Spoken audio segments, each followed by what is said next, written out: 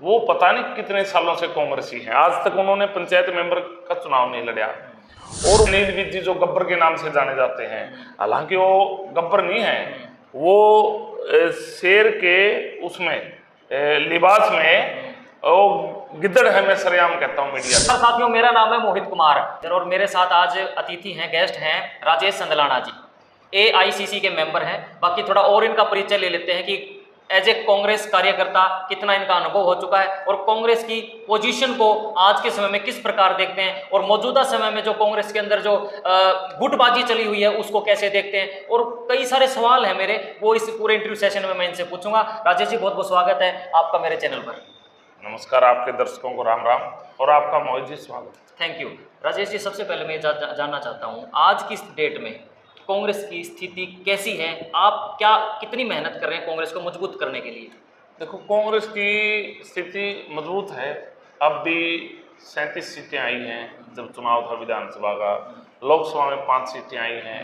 और हमारे नेता राहुल गांधी जी, हमारे नेता रणदीप सुरजेवाला जी, पूरा हाईकमान हर दिन कांग्रेस को मजबूत करने पर लगे हुए हैं और अब नया संगठन बनेगा।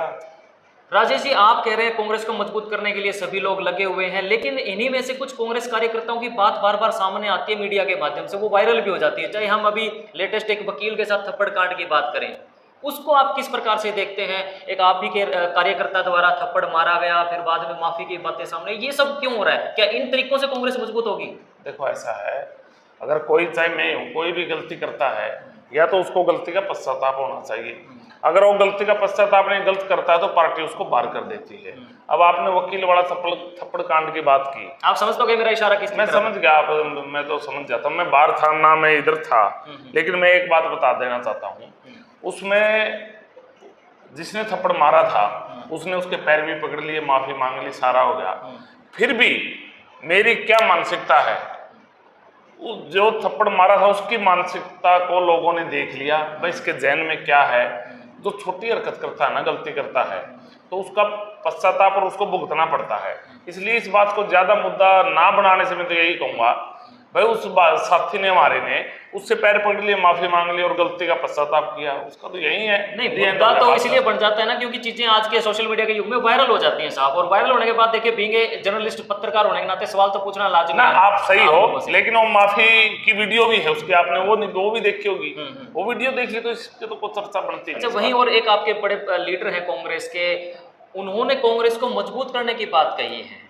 वो कह रहे हैं कि कांग्रेस को इस प्रकार से मजबूत किया जाएगा, मैं मजबूत करके दिखाऊंगा। और उन्होंने आगे भी सलाह मशवरा रखा है कि इस प्रकार से कांग्रेस को के संगठन को मजबूत किया जा सकता है, यानी जो गुटबाजी है उसको खत्म करके हम एकजुटता की बात करते हैं। आप किस प्रकार से देखते हैं? मेरे को तो पता नहीं किसने क्या कहा, कांग्रेस एक है, कौन साथी हमारी ऐसी बातें कर रहे हैं, मेरे को तो पता नहीं। पूरी कांग्रेस एक है, एकता से लड़ाई लड़ रही है। नहीं, धर्मवीर गोयल जी की बात मैं कर रहा हूँ जी। उन्होंने ये बात कही थी कि कांग्रेस को हम मजबूत करने के लिए इस प्रकार से प्रयास कर सकते हैं। नहीं, मैंने तो ऐसी बात सुनी नहीं। एक वीडियो देखी थी, वो आप जैसे साथी ने दिखाई थी, तो मैं कांग्रेस को एक करूँगा और मैं खानदानी, इस प्रकार की बातें थी। इस पर तो मैं इतना ही कहूँगा मोहित भाई, देखो मेरा जो बैकग्राउंड है पीछे, मैं अगर कल मंत्री या कुछ भी बन जाता हूँ और मैं ऐसी बातें करूँ कि मेरे पिताजी मंत्री रहे हैं, बड़े बड़े पदों पर रहे हैं, उससे मेरा जो बैकग्राउंड है वो छुपता नहीं। वो जो हमारा जिस परिवार में जन्म हुआ है वो हमारे साथ चलता है। मैं आपने धर्मवीर जी का जिक्र किया, उसकी बात बता देता हूँ। वो पता नहीं कितने सालों से कांग्रेसी हैं, आज तक उन्होंने पंचायत मेंबर का चुनाव नहीं लड़ा। और वो एक फूड एंड सप्लाई में एक लैब टेस्टिंग के तौर पे, जैसे अनाज मंडियों से उठ के गोदामों में जाता, परखी नहीं मारते, उसका देखा जाता है इसमें कितना मॉइस्चर है, कितना इसके अंदर रेत मिट्टी है। एज एक क्लर्क के तौर पे उन्होंने नौकरी की है और उनका कितनी जमीन है सबको पता है। मैं तो यही कहूँगा, कांग्रेस एक है, एक थी, और ना मेरे अंदर ना धर्मवीर भाई के अंदर की मादा हम एक कर दें। अगर कहीं बड़े लीडरों में मनमुटाव है तो वो हाई कमान एक कर सकता है, ना मैं ना धर्मवीर भाई। लेकिन मैं एक बात और कहना चाहता हूँ, भाई अपने बैकग्राउंड को न छुपा के लोगों को गुमराह मत करें, बरगलाने वाली बात न करें। आप फूड्स एंड सप्लाई के में एक क्लर्क की नौकरी करते थे, मेंबर तक का चुनाव लड़ा, बड़ी बड़ी बातें डिंगे आंकड़ा छोड़ के कांग्रेस के लिए काम करें तो बहुत बेहतर होगा। हमारे परिवार में या हमारे घर में जब शादी होती है, हम लोग पैर पकड़ के बड़े बड़े लीडरों को लेके आते हैं और फिर इस प्रकार की बात करते हैं कि मैं ऐसे था ऐसे था ऐसे था। ऐसे नहीं होता। आप कांग्रेस की बात करो, लोगों को मत बरगलाओ। बस यही कहना राजेश जी, चाहूंगा। हमेशा से ही तमाम मीडिया चैनल्स के प्लेटफॉर्म पे कांग्रेस की गुटबाजी की बातें सामने आती हैं। देखिए, अगर हरियाणा की बात करें, हरियाणा प्रदेश के अंदर कांग्रेस के 3-4 ऐसे नाम हैं जिनको बड़े लेवल पे देखा जाता है, जिसमें पूर्व मुख्यमंत्री भूपेंद्र सिंह हुड्डा, उसके बाद जो केंद्र में चले गए अलग अलग राज्यों के पर्यवेक्षक भी बनते हैं, सुरजेवाला जी की बात कर रहा हूँ, रणदीप सुरजेवाला, या फिर सांसद जो है कुमारी शैलजा जी की बात करें, ये अब हिसार से सांसद है जयप्रकाश जी। और इनके अंदर में जो कार्यकर्ता है उन्होंने भी अपने अपने नेता बना रखे हैं। कुछ तो हुड्डा खेमे के हैं, कुछ शैलजा खेमे के हैं, कुछ सुरजेवाला खेमे के हैं, कुछ अब सांसद जी के। तो ये भी तो चीज लोग देखते हैं ना, आम लोग वोटर ये भी तो देखते हैं। ये तो अलग अलग खेमे बटे हुए हैं, फिर ये तो जो की त्यों स्थिति है, जो पहले थी वो आज है। नहीं, वो जो की त्यों नहीं है। देखो, अपनी खुद की एक दिली इच्छा होती है। मेरी इच्छा है मैं रणदीप जी के साथ लग के काम करना चाहता हूँ, कोई साथी शैलजा जी के साथ लग के काम करना चाहता है, कोई साथी भूपेंद्र हुड्डा जी के साथ लग के काम करना चाहता है।